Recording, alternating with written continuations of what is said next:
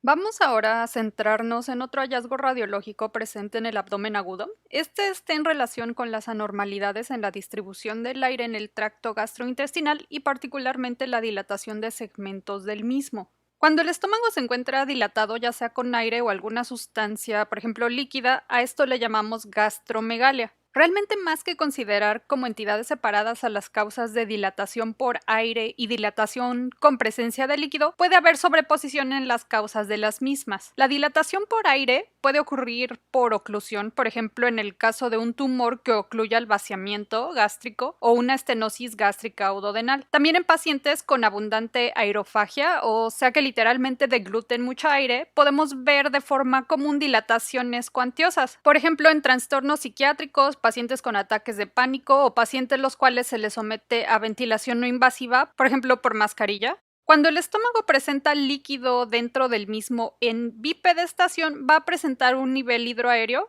y podemos sospechar que la dilatación en estos casos es causada por oclusiones tumorales o estenosis secundarias a enfermedad ácido péptica. También en el caso de vólvulo gástrico, que en un momento les comentaré de qué se trata. En pacientes con diabetes mellitus 2 mal controlada, puede haber afección en el funcionamiento neurológico autonómico de la peristalsis y el vaciamiento gástrico, y estas alteraciones pueden llegar a causar dilatación gástrica en casos crónicos. A esta situación la conocemos como gastroparesia. La gastromegalia usualmente se observa como una especie de U localizada en el cuadrante superior izquierdo, la cual puede inclusive distenderse hasta el meso o hipogastrio e inclusive hasta la otra pared abdominal. Esta radiografía se tomó en decúbito, es por eso que podemos observar todo el contorno gástrico y aparte aquí atrás podemos observar el sistema colector y ureteros con presencia de medio de contraste intravenoso, que ya se está excretando. Aquí observamos otro caso de gastroparesia, más o menos el contorno gástrico está ocupando todo ese espacio. Aquí vemos la presencia de un nivel hidroaéreo, ya que esta radiografía fue tomada en un paciente que se encuentra de pie. En caso de vólvulos gástricos, la dilatación gástrica adopta formas y posiciones muy bizarras, ya que, por ejemplo, si el estómago gira en su eje largo, como vemos aquí, a esto le llamamos vólvulo órgano axial. Observen cómo inclusive podemos ver dentro de esta masa un nivel hidroaéreo que corresponde al estómago. Si el estómago gira en su eje corto, le llamamos vólvulo mesentero axial, y este está en relación con este grupo de imágenes bastante bizarras que vemos aquí, inclusive con un nivel hidroaéreo en su interior.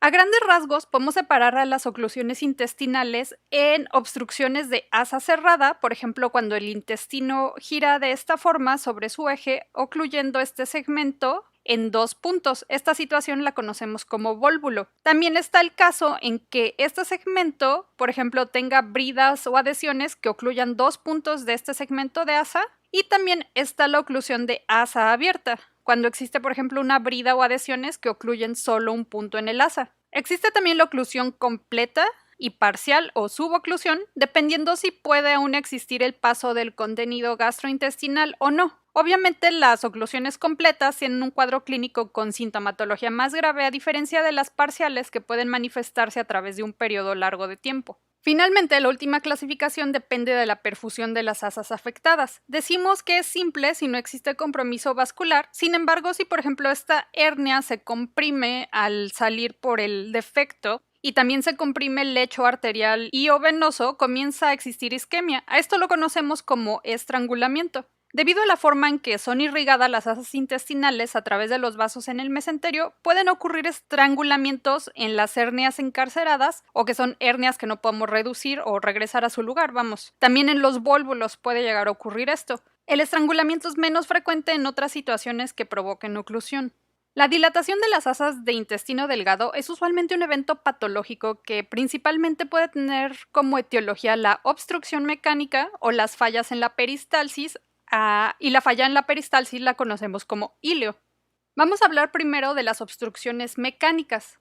Con la obstrucción mecánica usualmente observamos distensión del tracto gastrointestinal previo a la lesión que provoque la oclusión, por lo que entre más distal sea esta oclusión, por ejemplo en el ilion, veremos mucho más cantidad de asas distendidas si lo comparamos a una lesión que está localizada en el yeyuno proximal, por ejemplo.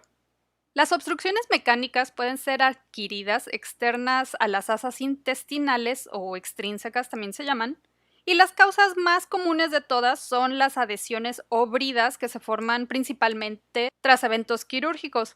Le siguen las hernias que desembocan al exterior, por ejemplo, hernias umbilicales, o las hernias internas que se forman a través de los defectos en el mesenterio peritoneo. Otras causas adquiridas son los vólvulos o también masas extrínsecas fuera de las asas que obliteren la luz. Las causas adquiridas intrínsecas afectan sobre todo las paredes de un asa y son, por ejemplo, tumores de asas intestinales, intususcepción, sobre todo en niños, o estenosis por radiación, procesos inflamatorios, postquirúrgicos, etc. Las causas obstructivas intraluminales son las que ocluyen la luz del intestino y pueden ser causadas por procesos inflamatorios intestinales, oclusión por litos biliares de gran tamaño que salen de la vesícula biliar y obstruyen el asa intestinal. Esta situación es conocida como hilio biliar. También puede ser causada por cualquier tipo de cuerpo extraño o incluso parásitos. No sé si recuerdan algunas de las fotos que vienen en los libros de parasitología en los capítulos de Ascaris. Las causas congénitas de oclusión son estenosis o atresias intestinales, también vólvulos congénitos, sobre todo en caso de que se asocie a malrotación intestinal. Como hemos dicho, una radiografía de abdomen sí es útil en el caso de sospecha de oclusión intestinal. El diagnóstico es facilitado cuando contamos sobre todo con dos proyecciones, como mínimo la proyección de pie y en decúbito. Los signos radiológicos de oclusión del intestino delgado pues es principalmente la dilatación de asas. Esto quiere decir observar asas de delgado con un diámetro transverso mayor de 3 centímetros. En caso de que no tengan forma de medir, una forma rápida es tomar en cuenta que la altura de un cuerpo vertebral es aproximadamente de 4 centímetros, así que si el intestino está dilatado más allá que la altura de un cuerpo vertebral, pues quiere decir que sobrepasa los 3 centímetros. Recuerden que diferenciábamos a las asas de delgado de las de colon por la posición, ya que el colon es periférico y las asas de delgado son centrales. Por eso, si observamos dilatación de un grupo de asas localizadas en el centro del abdomen, podemos sospechar que se trata de oclusión de intestino delgado. Recuerden que las asas de delgado tienen válvulas conniventes, las cuales podemos ver cómo atraviesan de pared a pared. Cuando existe oclusión, las válvulas conniventes pueden llegar a ser muy obvias debido al edema de mucosa. Vean aquí cómo podremos pensar que esta es asa de colon por el calibre que tiene, pero fíjense cómo tiene válvulas conniventes que atraviesan de pared a pared. Aquí son más obvias las válvulas conniventes y a este signo lo conocemos incluso como signo en imagen en pila de monedas. Finalmente, la visualización de niveles hidroaéreos en diferentes niveles, como observamos aquí en esta radiografía en bipedestación, puede ser otro indicador de oclusión. Decimos que para considerar significativo los niveles hidroaéreos, de estos deben tener una altura mayor a 2.5 centímetros, pero realmente no consideren mucho esta recomendación. Es frecuente que las asas de intestino delgado contengan gran cantidad de líquido, por lo que a veces no va a ser posible observar niveles hidroaéreos. En estos casos, lo que podemos observar son pequeñas burbujas de aire que quedan atrapadas entre las válvulas conniventes, como vemos aquí, y estamos viendo en esta radiografía y en esta sección de radiografía. A esto lo conocemos como el signo de collar de perlas y esto es virtualmente diagnóstico de oclusión intestinal de intestino delgado. Aquí observamos otros ejemplos de oclusión intestinal de delgado. Observen la posición central de las asas aquí, cómo estamos visualizando válvulas conniventes en estos segmentos y cómo se superan los 3 centímetros de diámetro. En este caso, solo observamos una asa muy clara aquí. Tal vez vemos válvulas conniventes aquí, pero fíjense que esta es la más obvia y pues está bastante dilatada. El ver una asa dilatada de una manera tan localizada y focal es conocido como signo de la asa centinela. En este caso, pues también está en relación a oclusión intestinal. Este signo de asa centinela también puede presentarse en procesos inflamatorios adyacentes a esa asa. A veces señalan la ausencia de aire en el ámpula rectal como signo de oclusión, pero esto es muy poco específico. Observen cómo aquí podemos ver aire en el ámpula rectal. Sin embargo, pues este paciente está cursando con una oclusión intestinal. Ya que es algo hasta cierta forma inespecífico, no se los menciono como signo definitivo de oclusión intestinal, pero tómenlo en cuenta. Aquí hay otros dos casos en donde observamos un grupo de asas centrales con patrón de válvulas conniventes y vemos que estas asas están bastante dilatadas. Fíjense cómo incluso aquí podemos observar colon, el cual tiene una posición periférica y lo diferencia de este grupo de asas centrales de delgado. Esta diapositiva es de esas que resultan muy pesadas, pero realmente ¿qué es lo que nos importa de aquí? Más que nada el comentarles que la tomografía tiene mayor sensibilidad para el diagnóstico de oclusión intestinal y comentarles que además tiene la ventaja de que en 80% de las ocasiones podemos ver la causa de la oclusión, lo cual pues es prácticamente imposible con la radiografía. Por ejemplo, podemos ver el asa precisa con vólvulo o tumoración o cualquiera de las causas que mencionamos en un inicio, excepto las adhesiones o bridas, ya que esas son prácticamente imposibles de ver en más del 95% de las ocasiones, inclusive con TAC. Dentro de los signos tomográficos, pues también está la dilatación de las asas intestinales, como vemos en todos estos casos en donde vemos grupos de asa intestinales bastante dilatados. Con la tomografía vamos a poder definir en qué punto se ocluye un asa cuando encontramos un punto de transición. Esto es que vamos a ver, por ejemplo, un segmento dilatado de asas intestinales y las asas distales, como vemos aquí que corresponden a asas de ilion, pues no están dilatadas. Podemos ver por sí misma también una oclusión de asa cerrada, como estaríamos viendo aquí, por ejemplo, como una C o como una U, y también es frecuente observar esto que llamamos signo del pico en una zona de transición. Quiere decir que aquí está dilatado y esta es la zona de la oclusión. También podemos ver al mesenterio adquirir una especie de signo de remolino, como vemos aquí, o también un poco más discreto aquí, como los vasos del mesenterio forman como un pequeño remolino. Con la tomografía inclusive podemos definir la perfusión regional de las asas si el segmento de asa se encuentra engrosado y tiene alteraciones de su perfusión tras la aplicación de medio de contraste intravenoso. En el caso de que exista isquemia grave, podemos observar neumatosis de las paredes intestinales, como veíamos anteriormente. He visto con cierta frecuencia que existen radiólogos que sugieren que el paciente tome medio de contraste oral hidrosoluble para definir el sitio de oclusión, pero en oclusiones verdaderas esto puede ser más riesgoso para el paciente, por lo que considero en lo personal más importante la realización de un estudio con contraste intravenoso en vez de solicitar al paciente que tome medio de contraste, porque realmente hasta cierta forma me parece contraindicado la ingestión de contraste oral, pero bueno, esto dependerá ya de su radiólogo. En radiología, la división entre oclusión e ilio puede no corresponder a las clasificaciones clínicas, ya que verán que algunos autores dividen al ilio en ilio mecánico cuando, por ejemplo, hay alguna obstrucción mecánica, o adinámico si es porque hay falta de peristalsis, o incluso hay otro tipo de clasificaciones. Pero para fines simples vamos a considerar al ilio adinámico como la interrupción en la peristalsis habitual, como estamos viendo en esta animación. Y esto pues genera una dilatación de asas. Está la peristalsis, se detiene y empieza a dilatarse por esa falta de peristalsis. La diferencia aquí es que no hay alguna causa obstructiva que esté causando esa dilatación de asas. El hilo adinámico puede ser generalizado o focal, esto último representado radiológicamente por el asa centinela que veíamos en las diapositivas anteriores. Las causas de hilio son múltiples, entre ellas es muy común el hilio posquirúrgico, que esperamos que nunca dure más allá de 3 días. Las infecciones y procesos inflamatorios abdominales, fármacos anticolinérgicos, antimuscarínicos o bloqueadores nicotínicos como por ejemplo atropina, benzotropina, hipatropio, relajantes musculares como el becuronio, succinilcolina, etcétera, etcétera, son causas muy frecuentes de hilio. También las causas metabólicas son muy comunes en la práctica clínica y las más frecuentes es la hipocalemia e hipercalcemia. También existen otras causas que estamos señalando aquí. Radiológicamente lo que podemos observar, sobre todo en las radiografías en decúbito, es una distensión global o que llamamos difusa de todas las asas de delgado, con o sin visualización o inclusive dilatación del colon y el estómago. Anecdóticamente decimos que observamos mayor cantidad de asas dilatadas en relación a una obstrucción mecánica.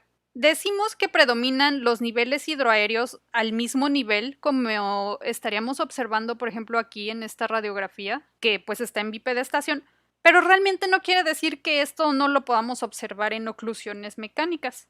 Finalmente, pues puede haber o no gas en el ámpula rectal, pero el hecho de que no haya aire en el ámpula rectal, pues no descarta que se trate de un hilo.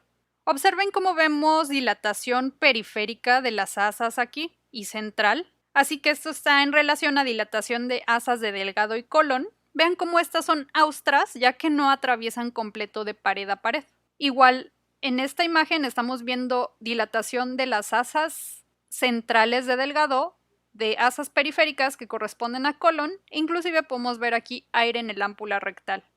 No es poco común que los clínicos nos pregunten que si una imagen corresponde a una oclusión mecánica o a un hilio, pero la verdad el contexto clínico es lo que nos ayuda muchísimo más. Nosotros no hemos palpado, no hemos escuchado ruidos peristálticos, desconocemos el curso clínico, comorbilidades o hallazgos de laboratorio, así que es más fácil si nos dan los datos clínicos y a partir de ahí partimos. Por ejemplo, en este caso observamos dilatación de este segmento de asas intestinales con niveles hidroaéreos a diferentes niveles y pues no podemos observar el colon de forma periférica. Es más fácil determinar un diagnóstico presuntivo final si me dicen que este paciente tuvo hace tiempo una colecistectomía, la cual se complicó y pues inclusive estamos viendo aquí material quirúrgico de aquella intervención.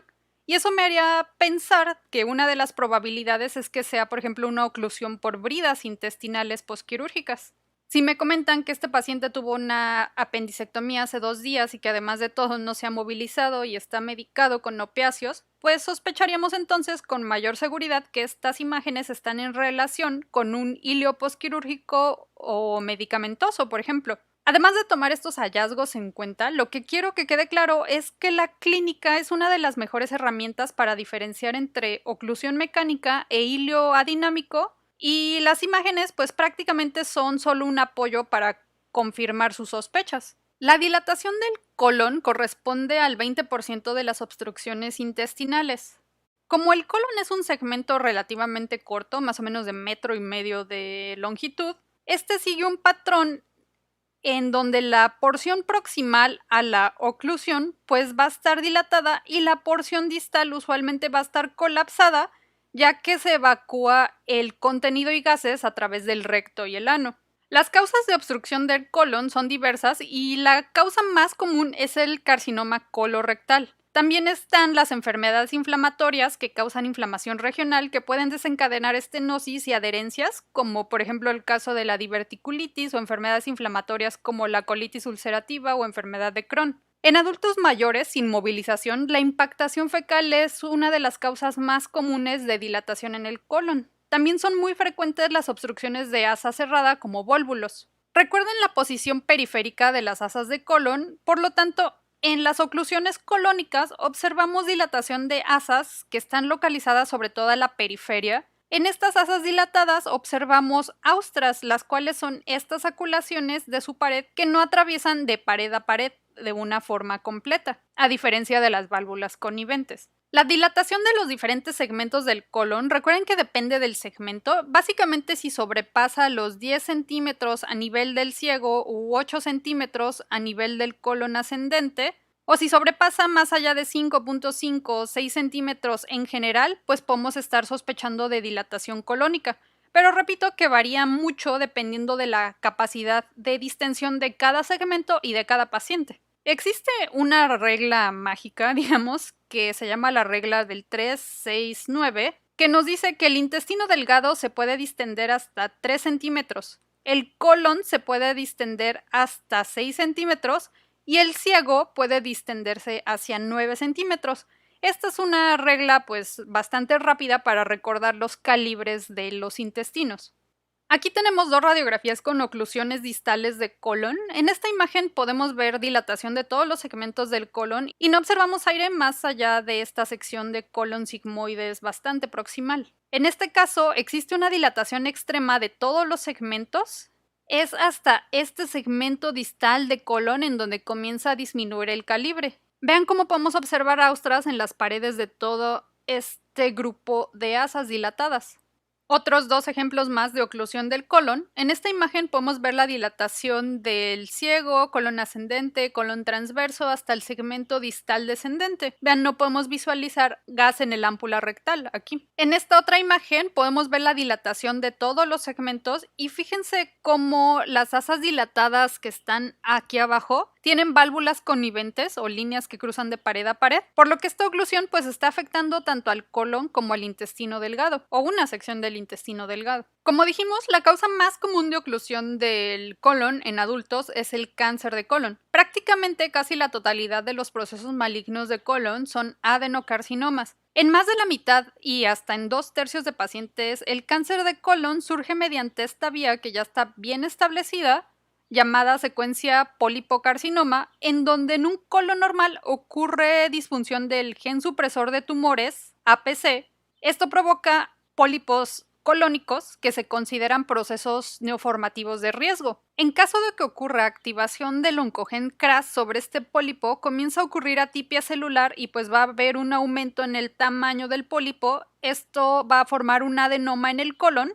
el cual puede tener disfunción de genes supresores de tumores como P53 o DDC, y se va a provocar la transformación hacia células malignas formando un carcinoma de colon. Es por eso que en pacientes mayores de 60 años es recomendable realizar colonoscopías profilácticas para la detección y resección de pólipos. El sitio más afectado del colon es el recto sigmoides, seguido por el colon derecho, y cuando hay afección en este nivel derecho o en la válvula ileocecal, el patrón radiológico de oclusión que puede adquirir este cáncer a estos niveles, pues es más que nada oclusión del intestino delgado, ya que está en segmentos muy proximales del colon. La literatura nos dice que la afección por carcinoma de colon derecho se da usualmente como masas exofíticas y la anemia, así como la sangre oculta en heces, son los principales hallazgos clínicos de los pacientes. En esta tomografía estamos viendo en el ciego la presencia de una masa redonda que ocluye casi la totalidad de la luz intestinal. Hacia el hemicolon izquierdo, la afección se presenta como masas infiltrantes o anulares. Quiere decir que la pared del colon está así y la masa va a empezar a crecer de esta forma. ¿Recuerdan el signo de la manzana mordida que veíamos en el colon por enema? Pues esta forma de invadir la pared pues va a causar menor calibre en el colon. Y pues la presentación clínica usualmente de los pacientes con carcinomas en hemicolon izquierdo es la de oclusión y sangrado macroscópico en heces. En este escanograma estamos observando la dilatación del hemicolon derecho y transverso. En el corte axial de tomografía con medio de contraste intravenoso de este paciente, observamos a nivel del ángulo esplenocólico la presencia de esta lesión que está infiltrando la pared del colon y está causando una disminución del calibre. En esta otra radiografía estamos observando la dilatación del colon ascendente, transverso, así como colon descendente. Este paciente ya tuvo un antecedente de resección de colon sigmoides, como observamos aquí material quirúrgico, y en su tomografía vemos que a nivel del remanente de colon sigmoides observamos este engrosamiento infiltrante de la pared que provoca una disminución en el calibre. Vean cómo aquí hay heces y a la porción distal pues únicamente estamos viendo aire. En el caso de carcinoma de colon, la TAC nos ayuda a definir realmente en dónde está la lesión y qué tanto ha infiltrado la pared o los órganos adyacentes. También nos puede ayudar a ver si existen ya metástasis a ganglios linfáticos o a otro órgano como el hígado, por lo cual decimos que la TAC nos ayuda a estadificar. En cuanto a esto de la presentación de masa exofítica contra infiltrante en colon derecho o izquierdo, lo comento porque así es como se maneja en la literatura. Pero una cirujano colorectal y yo pensamos que tal vez los carcinomas del hemicolon derecho, al menos en México, se presentan también de una forma muy frecuente como infiltrantes. Esto basado en nuestra experiencia nada más, pero la presentación clínica realmente sí se presenta de la forma en que les comenté, de anemia y sangre oculta en heces contra oclusión y sangrado macroscópico. Otra causa de oclusión intestinal son los vólvulos del colon. Vólvulo se refiere a la torsión del colon cuando gira sobre su mesenterio y puede causar una oclusión intestinal de asa cerrada, completa o parcial. Los sitios de afección más frecuentes de vólvulos en el colon es en donde existen zonas donde el mesenterio tiene cierto grado de libertad de movimiento o donde el mesenterio es redundante, por ejemplo en el colon sigmoides y ciego. Los pacientes usualmente cursan con signos y síntomas de oclusión intestinal, como pueden ser náuseas, vómito, incapacidad de canalización de gases, disminución o nulas excretas intestinales. ruidos intestinales aumentados en un inicio y disminuidos en cuadros tardíos, etc. El tratamiento de un vólvulo no complicado usualmente es mediante colonoscopia, particularmente los vólvulos sigmoideos. Lo que se busca es realizar una descompresión mediante la rotación del segmento convolulo hacia su estado normal.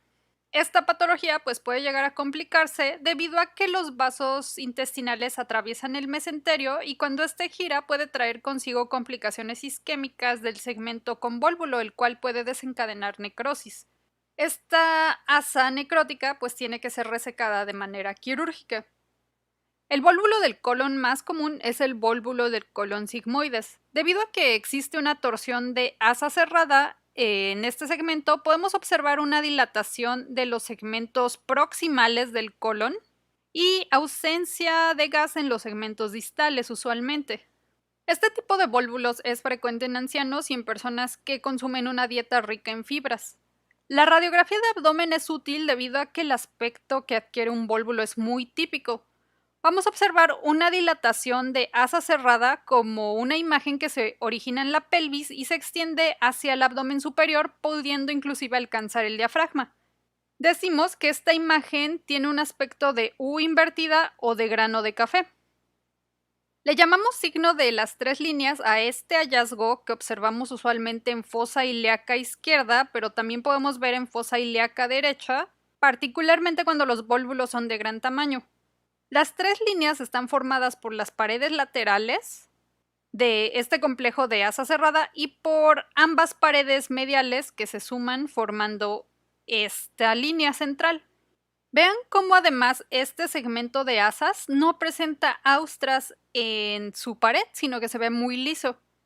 En esta imagen no observamos gas en el ámpula rectal, y vean cómo podemos observar el resto del hemicolon, principalmente el derecho, algo dilatado. Aquí vemos otros 2 ejemplos en donde observamos esta imagen de U invertida o de grano de café, con el signo de las 3 paredes laterales, y prácticamente vean cómo no tiene austras visibles. Por detrás observamos dilatación del ángulo esplenocólico del colon aquí y aquí, y del colon transverso aquí en este segmento. No observamos gas en el ámpula rectal en esta imagen. El vólvulo secal es mucho menos frecuente y ocurre en pacientes más jóvenes, sobre todo en pacientes en donde el ciego, en vez de ser retroperitoneal, puede ser intraperitoneal y estar en riesgo de torsión por arriba de la válvula ileocecal. En la radiografía de abdomen podemos observar hacia los cuadrantes derechos una dilatación muy focal y de gran volumen que muestra cierto desplazamiento hacia la izquierda y hacia cefálico. Decimos que como tal la obstrucción de asa cerrada forma una imagen en riñón, en coma o en feto. Ustedes deciden a qué se parece más y noten cómo es posible visualizar algunas austras en este segmento de asa. Esto a diferencia de lo que ocurría con un vólvulo sigmoideo, que era muy liso. El colon distal al vólvulo va a tener poco gas.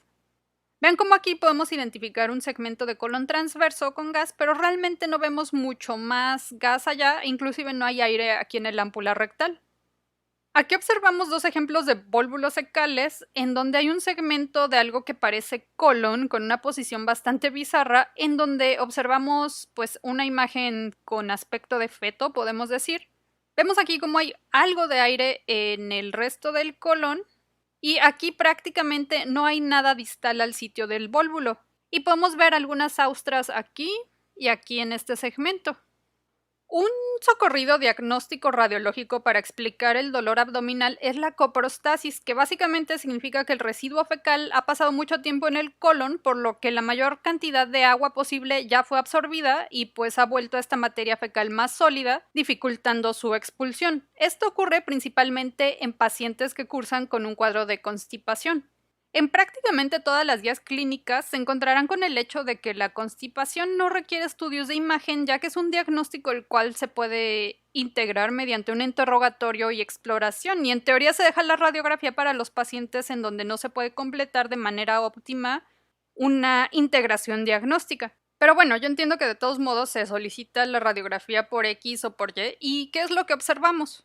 La materia fecal tiene un aspecto moteado, como podemos observar aquí en el segmento ascendente y aquí un poco en el descendente, Inclusive a veces es posible observar masas dentro de los segmentos distales, particularmente en el hemicolon izquierdo, sobre todo en el colon sigmoides y ámpula rectal. Vean cómo se observa esta especie de masas con forma como de guijarros. Aquí en estas imágenes nuevamente volvemos a ver estas imágenes en forma de guijarros o masas, aquí también, y este aspecto granular en el ámpula rectal que tiene todo este complejo de heces. En pacientes con estreñimiento crónico, particularmente pediátricos, es un hallazgo muy frecuente y muy asociado a infecciones de vías urinarias debido a la compresión del cuello vesical que puede llegar a provocar esto, generando disfunción del vaciamiento vesical óptimo.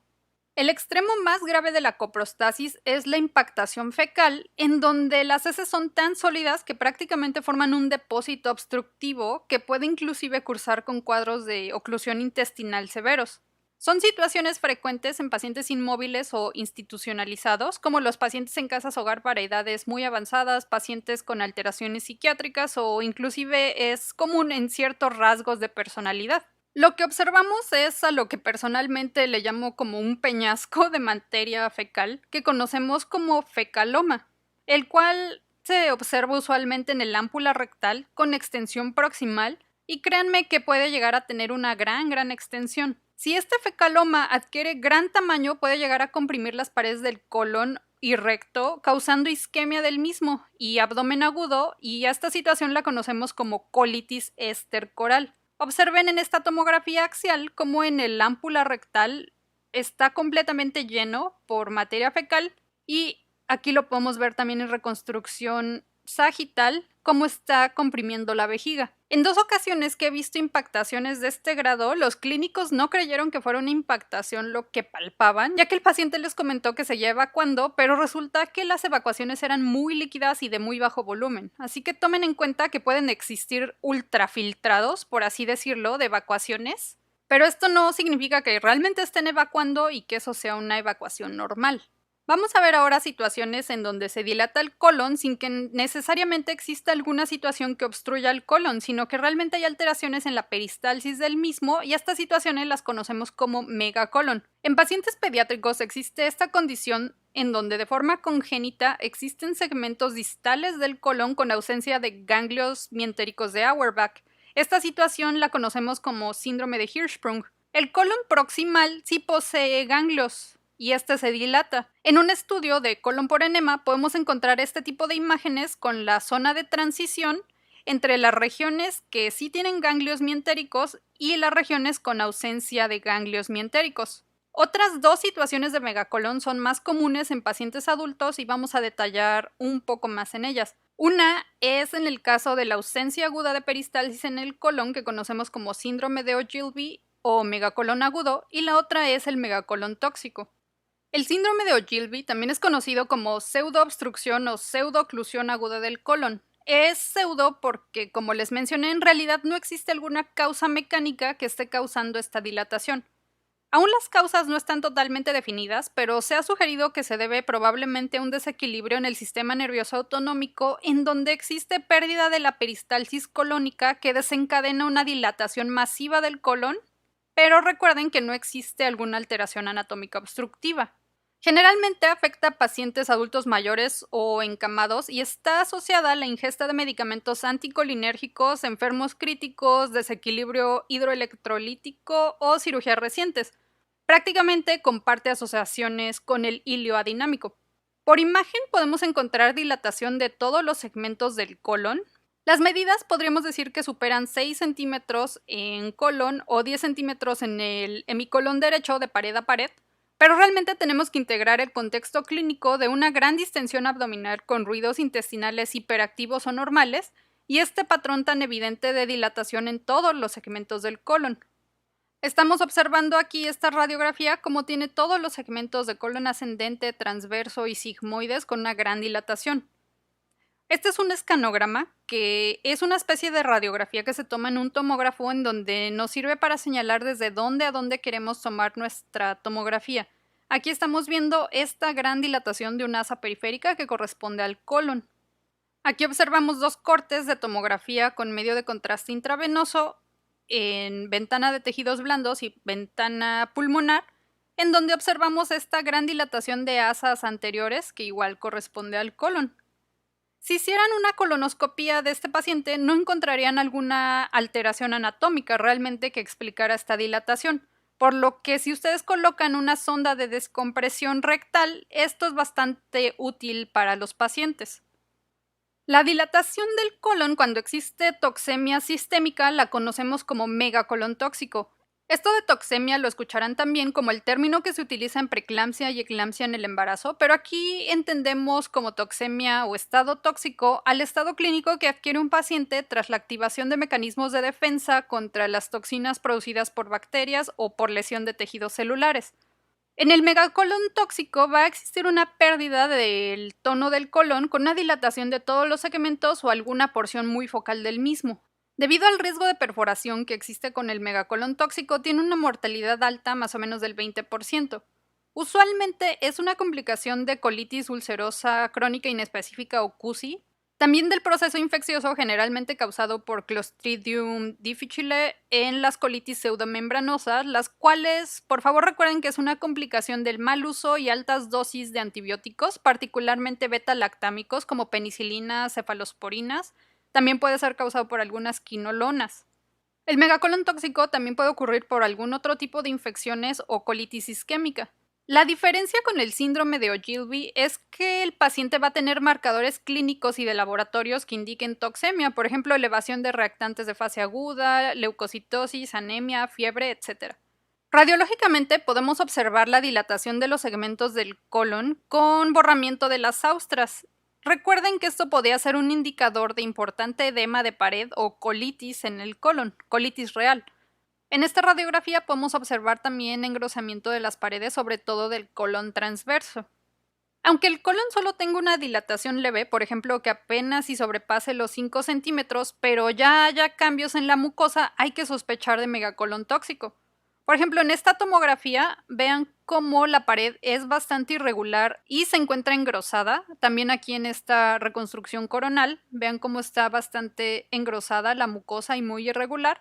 Pues aquí ya podemos sospechar, en el contexto clínico de toxemia sistémica, que probablemente se trate de megacolon tóxico. El riesgo de perforación lo sospechamos cuando el colon llega a calibres mayores de 9 o hasta 12 centímetros. Una forma con la que podemos evaluar las oclusiones intestinales en pacientes en donde no tengamos muy claro el diagnóstico clínico radiológico es mediante estudios contrastados como el tránsito intestinal, si sospechamos oclusión del intestino delgado, o el colon por enema, si sospechamos oclusión del colon. Este es un estudio de tránsito intestinal en un paciente en donde observamos aquí esta asa centinela dilatada, con válvulas conniventes que nos haría sospechar probablemente una oclusión intestinal de delgado. Pero ante las dudas en el diagnóstico se llevó a cabo un tránsito intestinal en donde observamos las radiografías que se obtuvieron a 5, 11 y 16 horas tras darle al paciente medio de contraste. Típicamente el tiempo en el que tarda el contraste en transitar desde el duodeno hasta la válvula iliocecal es de 30 a 120 minutos y en algunas fuentes nos dicen que si tarda más de 3 horas ya podemos sospechar alteraciones. En este caso es evidente que tras 15 horas pues podemos sospechar que esta imagen que aparece aquí a las 11 horas muy probablemente esté en relación a bridas o adhesiones que están obstruyendo el ilion en un paciente que tuvo antecedente de una operación. Y pues así confirmamos que esto se trataba de una oclusión intestinal. Ya está muy establecido en estas imágenes tardías. En este caso, estamos observando un colon por enema en donde instilamos nosotros medio de contraste a través del recto y vean cómo se forma esta imagen en punta de lápiz y el contraste ya no avanza más allá. Esto pues nos está señalando el sitio de la oclusión. Vean cómo se trata de un vólvulo sigmoideo, ya que observamos la imagen de engrano de café en el resto del abdomen.